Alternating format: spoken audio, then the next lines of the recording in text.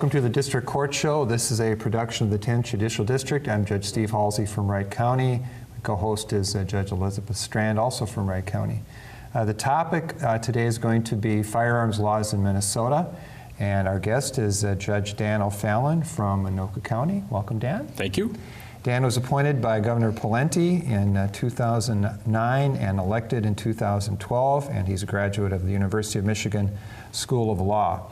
I'm going to start off with, I'm sure, a question that our viewers probably have, and that is how can the courts, or how can the legislature by statute limit the gun rights of individuals, because the Second Amendment allows all citizens to have the right to bear arms. And I had my law clerk do a little bit of research, and there's a 2008 U.S. Supreme Court case. I'm sure that's not the first case, but probably one of the most recent. And the U.S. Supreme Court said, like most rights, the right secured by the Second Amendment is not limited. And in the Heller case that I just quoted from, they interpreted the Second Amendment to protect the right to possess a firearm unconnected with service in a militia and to use that firearm for traditionally lawful purposes such as self-defense within the home. But the court was careful to point out that nothing in that case should be taken to cast doubt on the long-standing prohibitions on the possession of firearms by felons and the mentally ill. And as a result of the many tragedies that have occurred in the United States the past couple of years, where mentally ill people have gotten hold of large quantities of ammunition and firearms, and resulting in some some serious situations on college campuses and theaters involving basically mass murders. It's not in doubt that the courts and through the legislature can limit the rights of felons to possess firearms. Under federal law, question would be who may not own or possess a gun or ammunition, and basically persons convicted of felons under federal law, and also if they're subject to some type of a civil order under federal law, for example, mental illness commitments and certain drug convictions, they cannot own firearms. Now, under Minnesota law, if you have a criminal conviction for certain offenses, you cannot own or possess a firearm. I'm just going to briefly go through that list. I did find a list on the Ramsey County website, which is very extensive, but I'll just limit my comments to probably the ones that would be most commonly applicable, and that is a person under the age of 18, certainly a minor, unless under the supervision of a parent or guardian, a person who has been convicted or adjudicated delinquent of a crime of violence, a person who is or has been civilly committed in Minnesota or elsewhere by the court as a person that is mentally ill or found incompetent to stand trial, a person who has been convicted of certain drug crimes in Minnesota, both as misdemeanors or gross misdemeanors, a person who has been committed to a treatment facility in Minnesota or elsewhere by the court as chemically dependent, a person who has been convicted of assault against a family or household member, and a person who has been convicted of a felony or is subject to an order for protection, a civil order, as a respondent. What we're going to talk about next is under some laws passed by the legislature that were effective in August of 2014, there's a process where civil orders for protection result in the not necessarily the forfeiture, but the requirement that the owner of the firearms turn those in. And Dan, you're going to talk about those. Dan was a part of a panel that presented a video to the judges in Minnesota to train us on applying these orders. So if you could talk about that. Sure.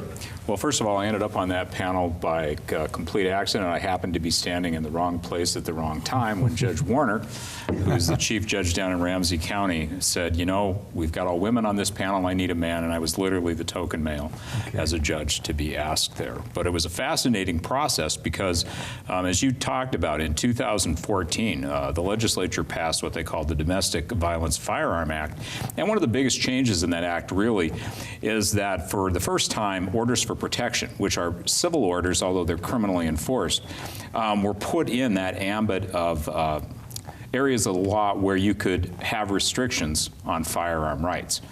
And so that was really a new change at that time. What the law basically now says is that if domestic abuse is found and an order is issued, that the party who is subject to that order now has to basically lose their right to possess firearms for a period of time.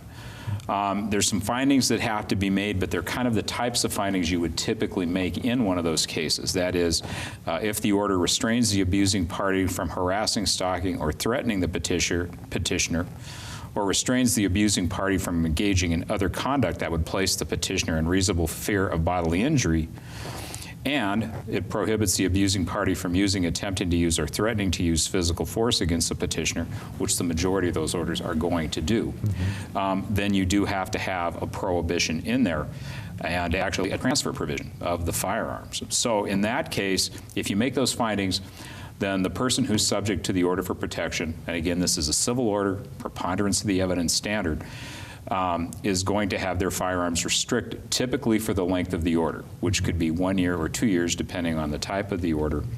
And in addition, what they have to do is actually transfer their firearms.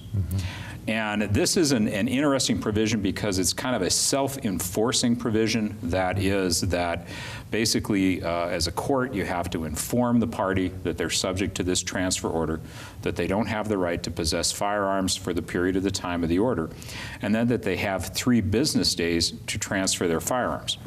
And they need to transfer those firearms to a federally licensed firearm dealer or a law enforcement agency or a third party, and there's certain provisions on who that third party could be.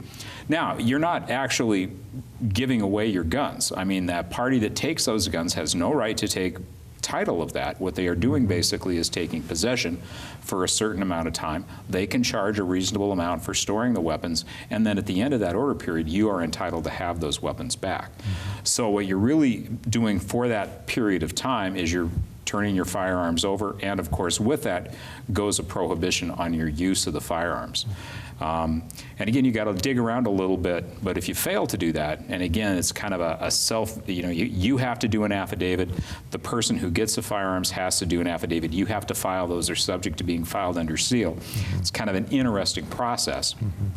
But if you don't do all that, it can be enforced then with criminal penalties. And I think Judge Strand's going to talk a little bit about that, but again, then those can go up to gross misdemeanors. So that's really new in that process. Prior to that time, of course, we weren't doing that. We didn't have to do that. And I think it's caused some practical issues.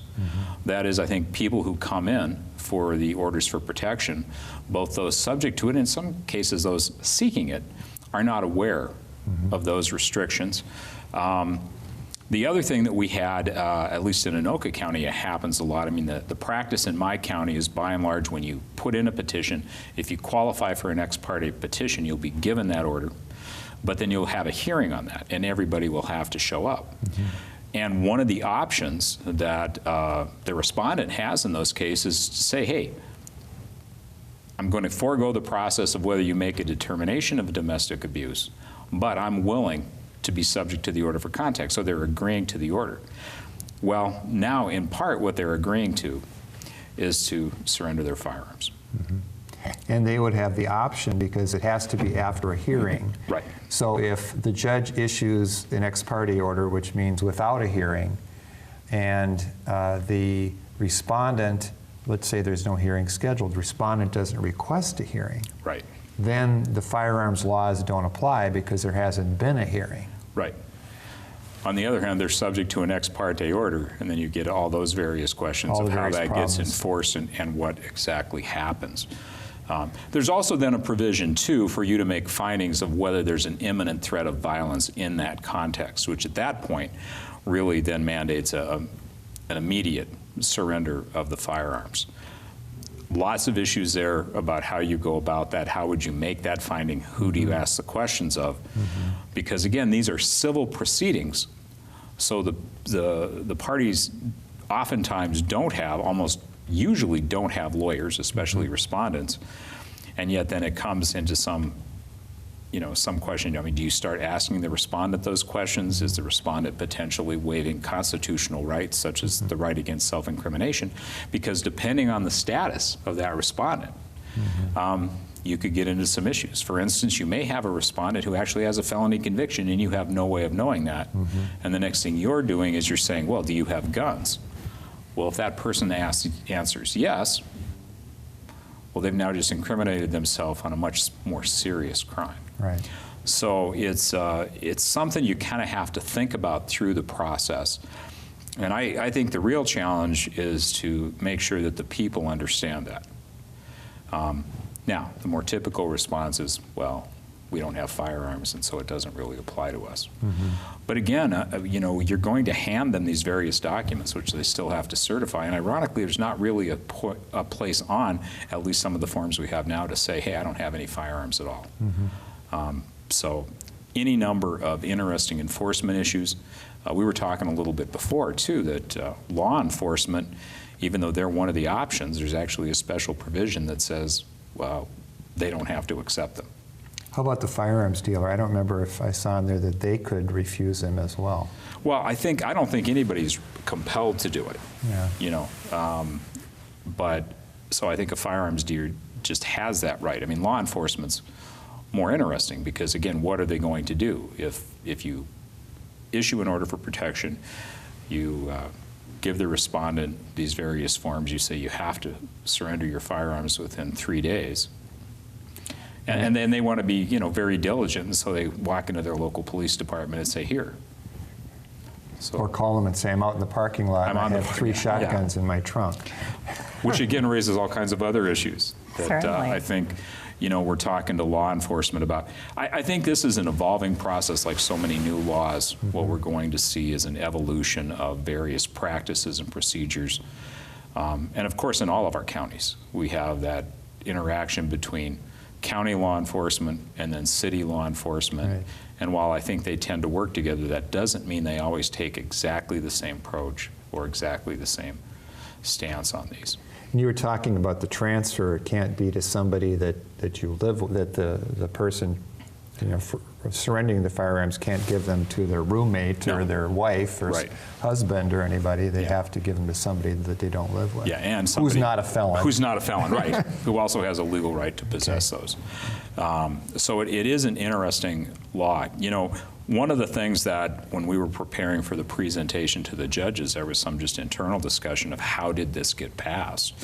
And this particular law was not necessarily on anybody's radar. Mm-hmm. At least when I say radar, and everybody, so the Minnesota Judges Association was not necessarily monitoring this. There was no indication that law enforcement was necessarily monitoring this. I mean, this is, I think, a pattern act that's been passed in other states, mm-hmm. And it got passed here.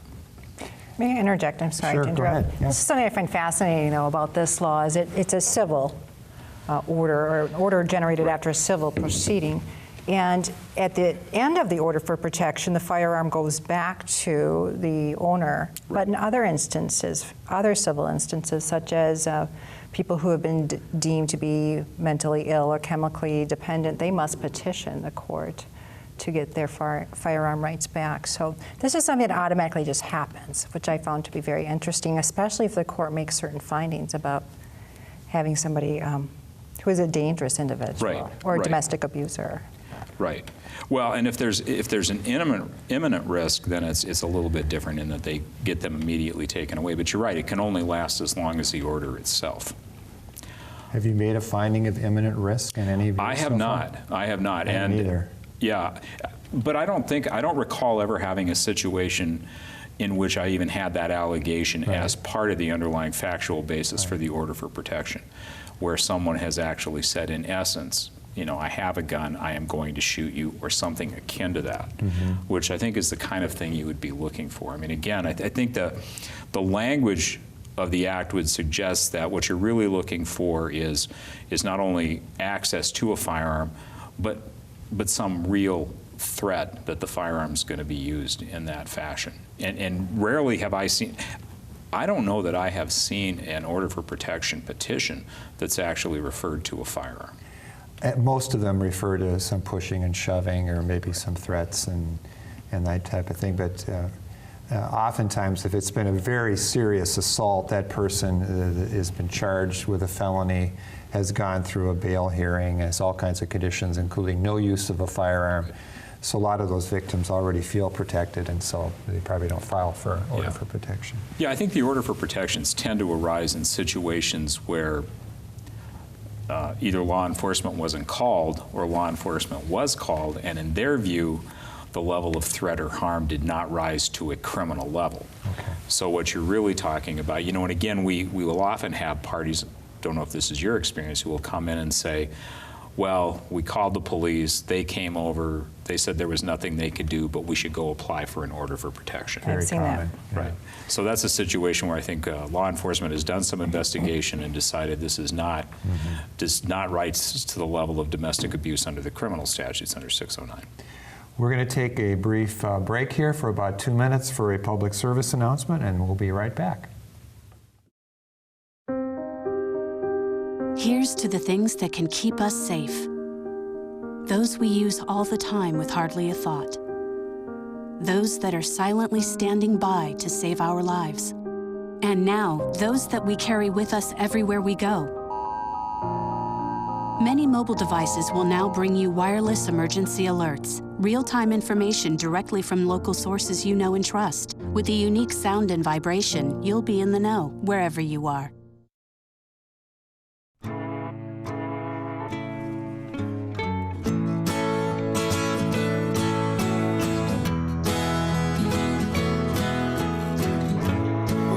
Son, tell him that I've begun to dream of things to come, and tell the trees not to look for me. I'm going to find some peace of mind. Wake the sun. Wake the sun, wake the sun, wake the sun.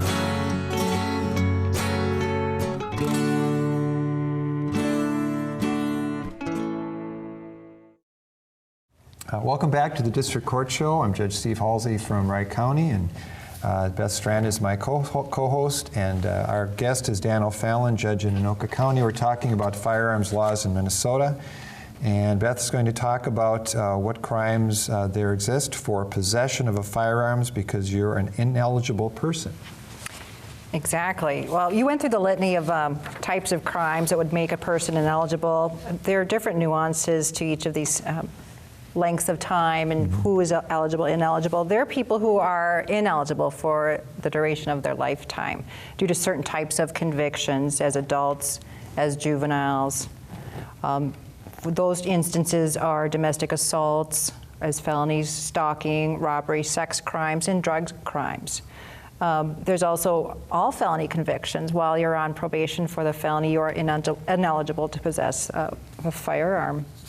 It is a crime in certain instances to violate the prohibition on owning or possessing a firearm, and that includes ammunition as well. So when certain people are in possession of firearms, in certain circumstances, it's a felony offense to own a firearm, possess a firearm, or ammunition. It's a felony with a maximum penalty of 15 years, $30,000 fine, or both. There are also gross misdemeanor violations. If a person has been told to not have a firearm and they are involved with an order for protection, they are the recipient of the order for protection, it is a gross misdemeanor offense to violate that. And in all these circumstances, there are certain triggers, unless there's a lifetime prohibition on having a firearm, to getting your firearm rights restored. Sometimes it's an automatic term that expires. Dan, you mentioned that at the end of an order for protection, that firearm prohibition is gone, so you can have your firearms back. In other instances, for gross misdemeanor convictions for crimes of bias, for example, or stalking, if 3 years passes from your date of conviction and you have no new offenses, your firearm rights are restored. But in other instances, you must petition. I mentioned that earlier. If you've been deemed by the court to be mentally ill, chemically dependent, you must petition the court to have your firearm rights restored.